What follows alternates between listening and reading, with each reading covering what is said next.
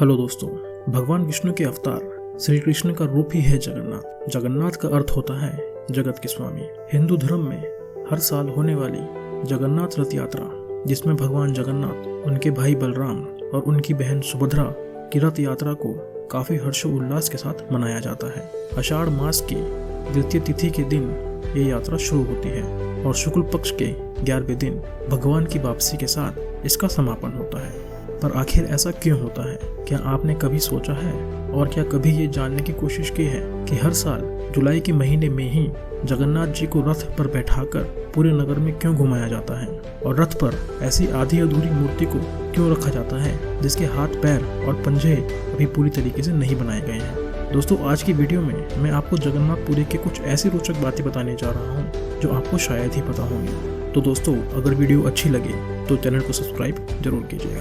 तो चलिए दोस्तों, भगवान जगन्नाथ का नाम लेके वीडियो को शुरू करते हैं। दोस्तों, इस रथ यात्रा के बारे में बहुत लोगों की अपनी अपनी मान्यता है। कुछ लोग मानते हैं कि इस महीने भगवान जगन्नाथ अपनी भाई बलराम और बहन सुभद्रा के साथ अपनी मौसी के घर घूमने जाते हैं और 9 दिन तक वहां रहने के बाद वापस आ जाते हैं।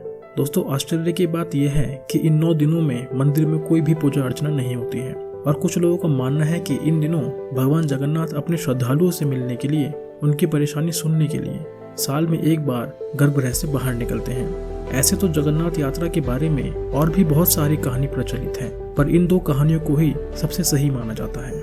चलिए आइए जानते हैं आखिर ऐसा मंदिर क्यों बनाया गया था जहाँ पर पूजे जाने वाले भगवान की मूर्ति के हाथ, पैर और पंजे नहीं हैं। दोस्तों, मान्यता है कि जब कृष्ण जी की मौत हो गई थी तो बलराम जी को बहुत दुख हो रहा था, तो उन्होंने कृष्ण जी को अपनी गोद में उठाया और नदी में छलांग लगा दी।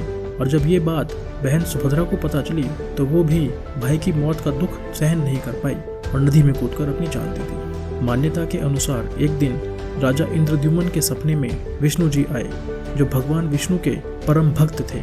सपने में भगवान ने राजा को बताया कि श्री कृष्ण अपने भाई और अपनी बहन के साथ नदी में समा गए हैं, उन्हें नदी से निकलवाओ और एक भव्य मंदिर का निर्माण करो।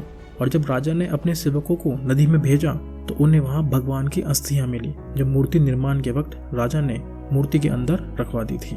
लेकिन जब राजा इंद्रद्युम्न मूर्ति का निर्माण कार्य का विचार कर रहे थे, उन्हें कोई शिल्पकार नहीं मिल रहा था जो मूर्ति बना सके। तो तभी खुद विश्वकर्मा जी राजा के पास आए और उन्होंने मूर्ति बनाने का प्रस्ताव रखा। पर उन्होंने मूर्ति बनाने के लिए राजा के सामने एक शर्त रखी कि जब तक मूर्ति का पूर्ण निर्माण नहीं हो जाता कोई भी उन्हें नहीं टोकेगा।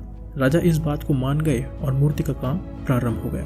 बहुत दिन बीत जाने के बाद राजा ने सोचा कि मूर्ति अभी तक बनी क्यों नहीं। तब उन्होंने एक दिन विश्वकर्मा जी से मूर्ति के बारे में पूछ लिया और तभी विश्वकर्मा जी अंतर्ध्यान हो गए। और विश्वकर्मा जी के अंतर्ध्यान होने के बाद जब राजा मूर्ति निर्माण का कार्य देखने पहुंचे तो उन्होंने देखा कि मूर्तियां अभी आधी अधूरी ही बनी थी, जिसके हाथ, पैर और पंजे नहीं बने थे।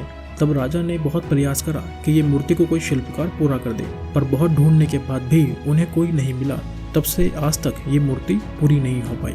फिर राजा ने ऐसी आधी अधूरी मूर्ति को ही मंदिर में स्थापित कर दिया। दोस्तों, जगन्नाथ जी के मंदिर का निर्माण करीब 1000 साल पहले हुआ था और तब से हर 14 साल में यह प्रतिमाएं बदल दी जाती हैं। पर नई प्रतिमाएं भी ऐसी आधी अधूरे ढंग से ही बनाई जाती हैं और कहा जाता है कि इन मूर्तियों का निर्माण नीम की लकड़ी से किया जाता है। दोस्तों, भगवान जगन्नाथ की यात्रा के रथ भी बेहद खास होते हैं। इन्हें भी नीम के पेड़ की लकड़ी से ही बनाया जाता है। रथ यात्रा की तैयारी हर साल बसंत पंचमी से शुरू हो जाती है। खास बात यह होती है कि इनको बनाने के लिए भी किसी प्रकार की धातु का कतई प्रयोग नहीं किया जाता। जगन्नाथ जी का रथ 16 पहियों का होता है और इसमें लकड़ी के 332 टुकड़े का प्रयोग किया जाता है और इसकी ऊंचाई 45 फीट होती है। भगवान जगन्नाथ के रथ का रंग लाल और पीला होता है। उनका रथ बाकी 2 रथों से आकार में बड़ा होता है। इसके रथ पर हनुमान जी और नरसिंह भगवान का प्रतीक अंकित रहता है और यह रथ यात्रा में सबसे पीछे रहता है। दोस्तों, बलराम जी यानी जगन्नाथ जी के बड़े भाई और बड़े होने के नाते यह सबका नेतृत्व करते हैं, इसीलिए यात्रा में इनका रथ सबसे आगे रहता है। इनके रथ की ऊंचाई 44 फीट होती है। इस रथ में नीले रंग का प्रयोग प्रमुखता से किया जाता है और कृष्ण और बलराम जी की लाडली बहन सुभद्रा का रथ दोनों भाइयों के सुरक्षा घेरे में रहता है, यानी सुभद्रा का रथ दोनों रथों के बीच में चलता है। इसकी ऊंचाई 43 फीट है और इसको सजाने में मुख्य रूप से काले रंग का प्रयोग किया जाता है। दोस्तों, रथ यात्रा के बारे में ग्रंथों में ऐसा कहा गया है कि जो भी भगवान जगन्नाथ की रथ को खींचता है उसे फिर जन्म नहीं लेना पड़ता, यानी उसे इस जन्म से मुक्ति मिल जाती है। इसीलिए रथ को खींचने के लिए लोगों में गजब का उत्साह रहता है। दोस्तों, इस मंदिर की ऐसी मान्यता है कि मंदिर की चोटी पर लहराता ध्वज सदैव हवा की विपरीत दिशा में लहराता है। दरअसल ऐसा कहा जाता है कि यहाँ दिन के समय हवा समुद्र से जमीन की तरफ आती है और शाम में इसके उल्टी दिशा में हवा बहती है, मगर मंदिर का ध्वज इसके ठीक उल्टी दिशा में लहराता है। और दोस्तों, जगन्नाथ जी का मंदिर ही एक ऐसा मंदिर है जिसका ध्वज हर दिन बदला जाता है। हर दिन एक पुजारी को ऊंचे गुंबद पर चढ़कर ध्वज बदलना पड़ता है। जगन्नाथ मंदिर की ऐसी मान्यता है कि अगर एक दिन भी ध्वज नहीं बदला गया तो मंदिर 18 वर्षों के लिए बंद हो जाएगा। और रहस्य से भरे इस मंदिर के बारे में यह भी कहा जाता है कि इस मंदिर के ऊपर कोई भी पक्षी उड़ता हुआ नहीं दिखता, यहाँ तक कि कोई विमान भी इसके ऊपर से होकर नहीं गुजर सकता। माना जाता है कि यह एक विशेष प्रकार की चुंबकीय शक्ति के कारण होता है। दोस्तों, जगन्नाथ मंदिर के बारे में जितनी बातें करें उतनी कम है, क्योंकि इस मंदिर का हमारे सनातन धर्म में महत्व ही ऐसा है और इसीलिए ये मंदिर 4 धाम में से एक है।